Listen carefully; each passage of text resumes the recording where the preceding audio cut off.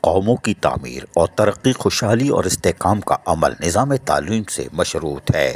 یہ بات municipal commissioner Gulberg town Abdul Hamid Suhag نے تعلیمی اداروں کے دورے کے دوران کیا۔ Municipal commissioner Gulberg town Abdul Hamid Suhag نے گلبر ٹاؤن کے مختلف اسکولوں کا آج دورہ کیا اور پرنسپل، اساتذہ اور اسکول کی انتظامیہ سے ملاقات بھی کی۔ کوئی بات نہیں، انہوں نے ملاقات کے دوران یقینی طور پر جہاں مختلف اسکول کا دورہ کیا جس میں رابعہ بصری ایلیمنٹری کالج، ابو تراب اسکول شامل تھے، میونسپل کمشنر نے اسکولوں میں تدریسی عمل کے معائنے کے ساتھ ساتھ اسکول میں صفائی ستھرائی اور طلباء و طالبات کو فراہم کی جانے والی سہولتوں کا بھی معائنہ کیا۔ انہوں نے اسکول میں صفائی کی ناقص صورتحال پر انتہائی تشویش کا اظہار کرتے ہوئے کہا کہ طلباء و طالبات کی تعلیمی تربیت کے ساتھ انہیں صاف ستھرا اور پرسکون ماحول فراہم کرنا تو ہماری ذمہ داری ہے تاکہ طلباء اور طالبات بہترین ماحول میں یکسوئی کے ساتھ اپنی تعلیم جاری رکھ سکیں۔ اس موقع پر پرنسپل عبدالحمید سہاگ نے اساتذہ سے بات چیت کرتے ہوئے مزید کہا کہ تعلیم کسی بھی معاشرے کی ترقی میں اہم کردار ادا کرتی ہے۔ قوموں کی تعمیر، ترقی، خوشحالی اور استحکام کا عمل نظام تعلیم سے تو مشروط ہے۔ اگر پاکستان کو ترقی کرنا ہے تو ہمیں اپنی نئی نسل کو جدید تعلیم سے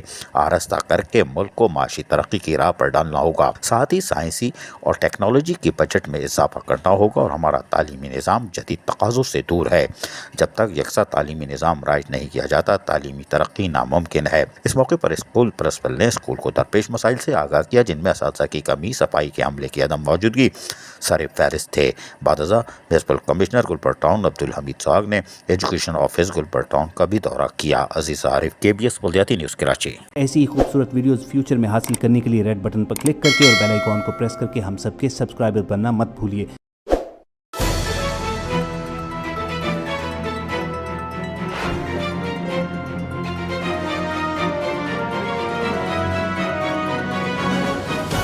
KBS بلدیاتی نیوز۔